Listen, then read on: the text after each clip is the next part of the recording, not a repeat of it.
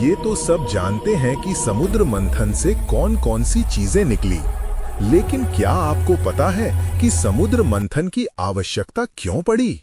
क्यों देवता और असुर एक साथ मिलकर समुद्र मंथन करने को सहमत हो गए? तो आइए जानते हैं। दुर्वासा ऋषि अपने अत्यधिक क्रोध और अत्यधिक तपस्या के लिए प्रसिद्ध थे। उनका क्रोध किसी अहंकार से नहीं था। वे धर्म की परीक्षा लेकर संसार को सत्य सिखाते थे। एक दिन दुर्वासा ऋषि स्वर्ग जा रहे थे। रास्ते में उन्हें एक अप्सरा मिली, जिसने उन्हें एक दिव्य पारिजात पुष्प, पवित्र और अत्यंत सुगंधित फूल भेंट किया। ये फूल देवताओं का प्रिय, सौभाग्य का प्रतीक, दिव्य शक्तियों का वाहक था। दुर्वासा प्रसन्न हुए और उन्होंने वो फूल देवताओं के राजा इंद्र को भेंट कर दिया। जब ऋषि ने फूल दिया, इंद्र उस समय ऐरावत अपने सफेद हाथी पर सवार थे और उन्होंने सोच विचार किए बिना फूल को अत्यंत लापरवाही से ऐरावत के सूंड पर रख दिया। ऐरावत ने फूल को नीचे फेंक दिया, उस पर पैर रखकर कुचल दिया। इंद्र ने न फूल का सम्मान किया, न ऋषि का आदर, न उनके भाव का महत्व। ये देखकर दुर्वासा के भीतर अग्नि प्रज्वलित हो उठी। उन्होंने कहा, हे इंद्र, तुमने अहंकार में आकर दिव्य वस्तु का अपमान किया है। यह अहंकार तुम्हारी शक्ति को नष्ट कर देगा। मैं तुम्हें श्राप देता हूँ कि देवताओं की शक्ति लुप्त हो जाएगी। देवताओं का तेज, बल, वैभव और आयु क्षीण हो जाएगी। तुम असुरों के सामने कमजोर पड़ जाओगे। यह श्राप मात्र इंद्र को नहीं, पूरे देवलोक को प्रभावित कर गया। धीरे धीरे देवताओं का तेज धीमा हो गया। उनकी दिव्य शक्तियां कम हो गईं। असुर शक्तिशाली होने लगे। स्वर्ग पर कब्जे का खतरा मंडराने लगा। ब्रह्मांड का संतुलन बिगड़ गया। इंद्र समेत सभी देवता भयभीत हो उठे। और जब देव शक्ति खोते हैं तो बारिश रुक जाती है, हवाएं बदल जाती हैं, यज्ञ बाधित होते हैं, मनुष्य कष्ट झेलते हैं। संतुलन बहाल करने के लिए मंथन आवश्यक हो गया था। संसार एक विचित्र संतुलन भंग की स्थिति में खड़ा था और ये वही क्षण था जब सत्य ने स्वयं प्रकट होकर कहा, जब बाहर का संसार विचलित होता है तब भीतर के सागर को मथना ही पड़ता है। देवता भगवान विष्णु के पास पहुंचे। विष्णु जी ने कहा, अमृत ही तुम्हें फिर से शक्तिशाली बनाए। लेकिन अमृत पाने का मार्ग आसान नहीं।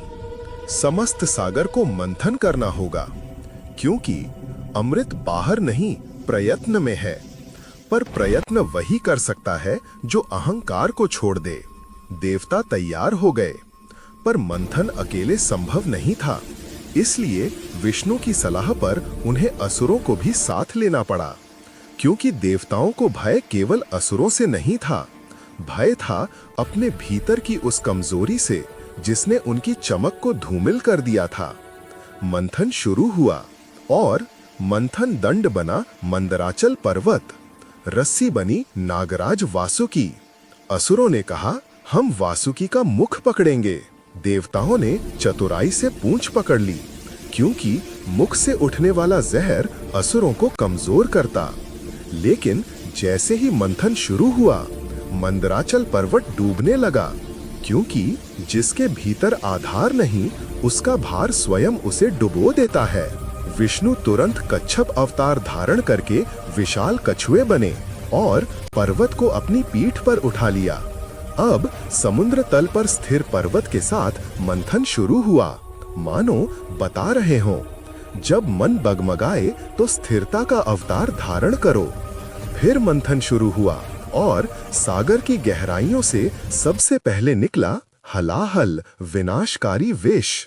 ये वही अंधकार है जो हर मंथन के पहले चरण में प्रकट होता है, क्योंकि जब कोई अपने जीवन का सागर मथता है तो सबसे पहले कड़वाहटें ही बाहर आती हैं। सब देवता भगवान शिव के पास पहुंचे। शिव ने बिना क्षण भर सोचे पूरा विष पी लिया। पार्वती जी ने उनका कंठ पकड़ लिया ताकि विष नीचे न जाए, और शिव का कंठ नीला पड़ गया। तभी से वे नीलकंठ कहलाए। उनका नीला कंठ जग को ये संदेश दे गया, जो विष को रोक लेता है वही संसार को बचाता है। और जो क्रोध को भीतर थाम लेता है वही महादेव बन जाता है। फिर रत्न निकले, एक के बाद एक, जैसे मंथन ने संकेत दिया हो। कष्ट के बाद ही रत्न मिलते हैं, अंधकार के पीछे ही प्रकाश खड़ा होता है। चंद्रमा शिव के मस्तक पर सुशोभित हुआ, कामधेनु निकली, ऐरावत निकला, अप्सराएं निकली। सृष्टि ने अपनी विभूतियां फिर से दिखाई और फिर प्रकट हुई। लक्ष्मी, वो केवल धन नहीं थी, वो सौभाग्य, सौंदर्य, करुणा और संतुलन की देवी थीं। उनका विष्णु को चुनना मानो जग से कह रहा था, समृद्धि वहीं ठहरती है जहां धैर्य, संतुलन और प्रेम हो। अंत में निकला अमृत का कलश, जिसे लाए धन्वंतरी, परंतु उसे पाना सरल कहाँ था। असुरों ने कलश छीन लिया, जैसे मन के विकार तुरंत ही उपलब्धि को हथिया लेना चाहते हों। तभी विष्णु ने मोहिनी रूप धारण किया, एक दिव्य माया, और माया ने असुरों को मोहित कर दिया।